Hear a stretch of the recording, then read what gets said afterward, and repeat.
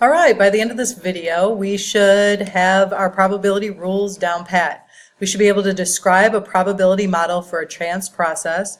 We should be able to use the 4 basic probability rules, use a two-way table, which we talked about in the first chapter, or a Venn diagram, which is new, to model a chance process. And you should be able to use a general addition rule to calculate probabilities. So let's get started. First of all, some vocabulary. First thing you have to know is that a sample space of random phenomenon is called, or chance process, is the set of all possible outcomes. An event is any collection of outcomes from some chance process. So we usually designate that with a capital letter. And probability model is a description of some chance process consisting of 2 parts, a sample space and a way of assigning probabilities to events. So let's make these vocabulary words real. So let's say our example is to roll 2 dice. And both dice, one's red, one's green. If you needed to list all the possible outcomes, you can see here that we've made a table. Rolling a 1 on both dice is different if you get a 1 on the red and a 1 on the green.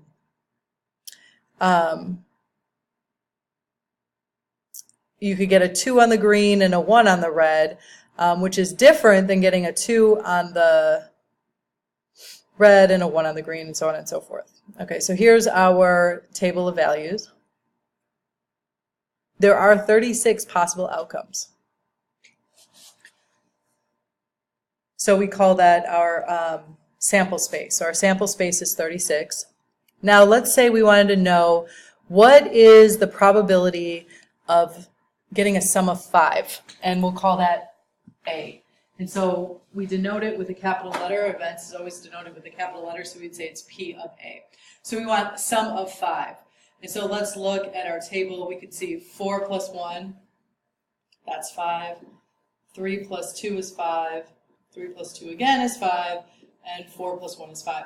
So those are our 4 possible outcomes. And since there are 4 outcomes with a sum of 5, we would say that our probability, so we'd say P of event A, which is the sum of 5, equals 4 out of 36. And of course you can simplify it to 1 out of 9, but you don't have to. Okay, so event B, we're going to call that not 5. So B is a sum that isn't 5. And so all we have to do, sorry, this should be a 36. All we have to do is subtract 4 from the total, and we'll note that 32 out of 36, these are a sum of 5. So what's left? 32. So what you should notice is that 32 and 4 add up to a probability of 1. So if I said that this one was 4 out of 36, this probability is always out of 100%. Plus 32 out of 36, you end up with 36 out of 36, which is a probability of 1. And we call these complements of each other. Let's look at another example. Again, we're going to roll 2 dice, but this time we want to find the sum of 3, and the probability of event B is a sum of not 3. So these are what we call our events, just to remind you. And this right here is S for sample, or we can also call it the total number of outcomes. And we know there are 36 outcomes in our sample space. And so we're looking for sum of 3. Well, this is not a sum of 3. This is a sum of 3, and this is a sum of 3. So it's going to be 2 out of 36 that has a sum of 3. So sum not 3 is everything else that's not 3. So that would be 34 out of 36. And what we say is that we refer to the event not A as the complement of A. And sometimes it's written the probability of A to the little c. That's another way of writing the probability of event B. So I could say P of A, C. That means the complement, or the opposite of what the other outcome was. All right, so that's letting you know what those vocabulary terms are.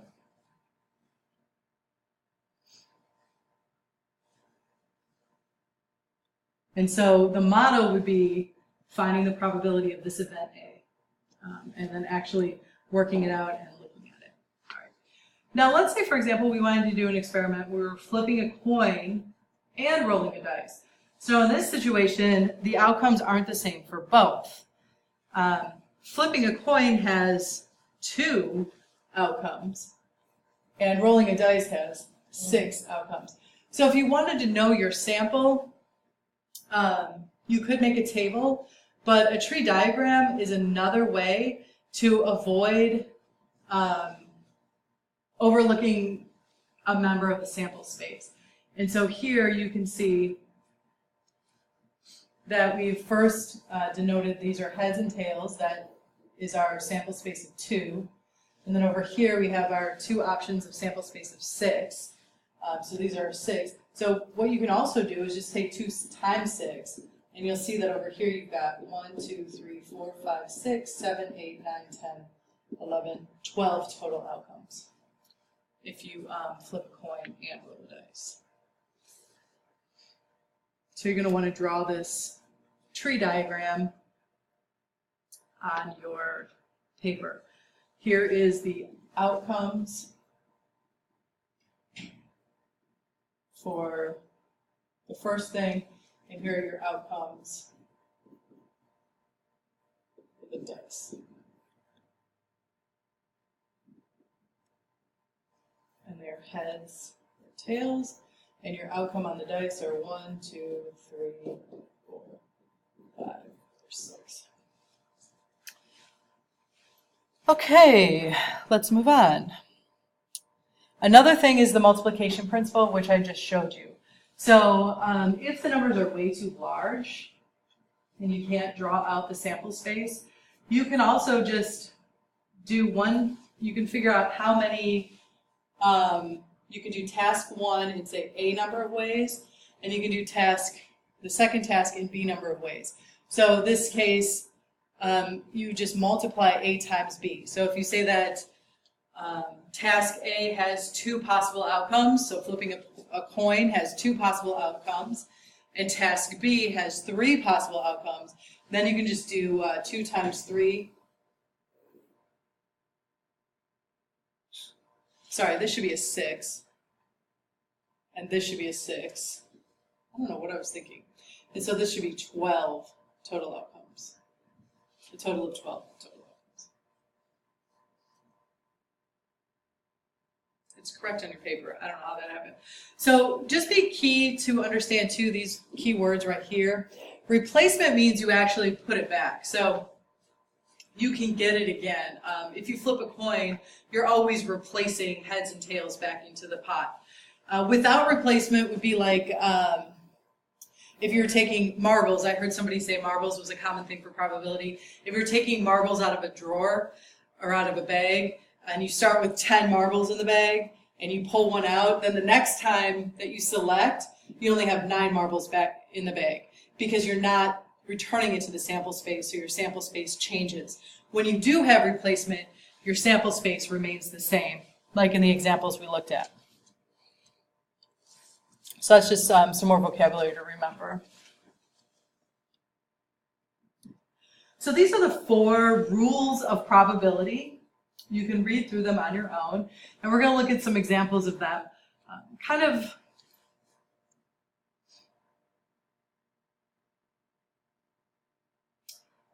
This is going to be one of the more important ones, and this one as well.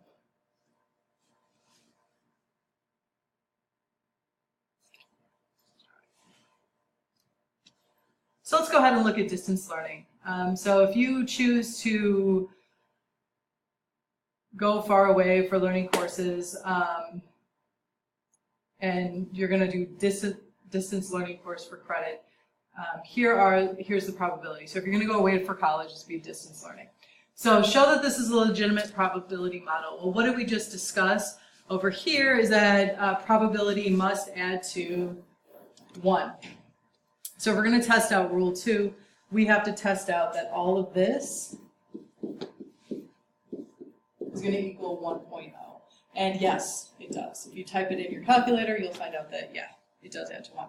So then the second question is, and this we're going to actually Find the probability that a chosen student is not in the traditional college.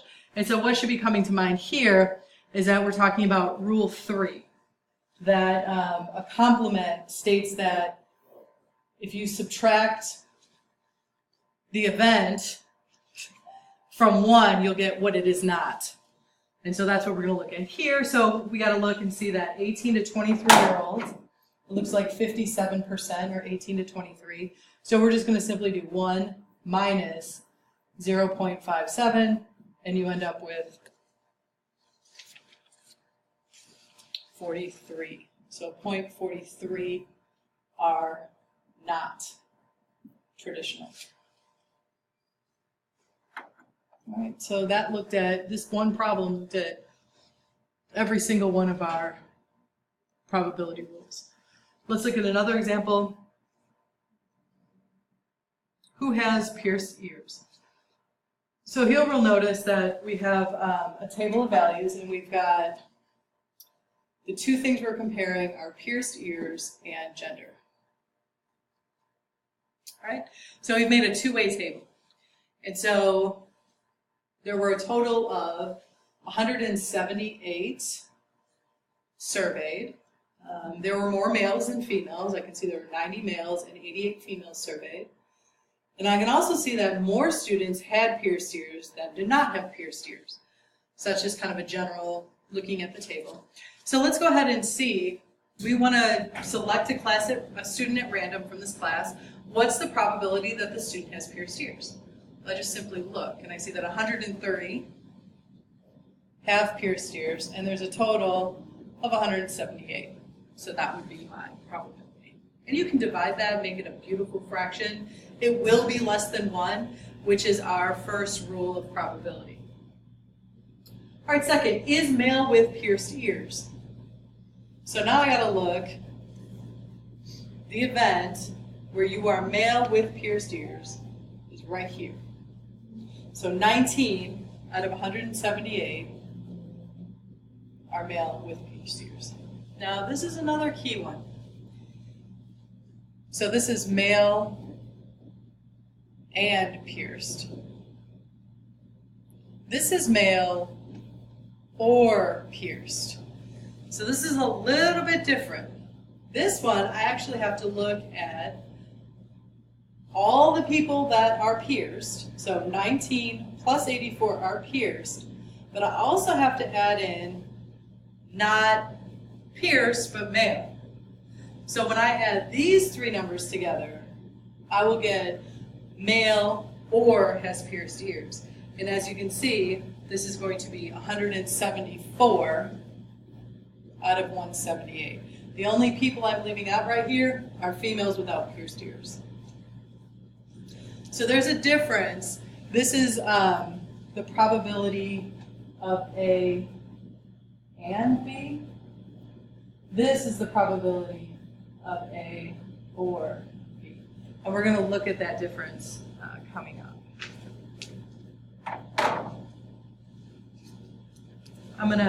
You're going to go ahead and watch part 2, and then we'll move on from there.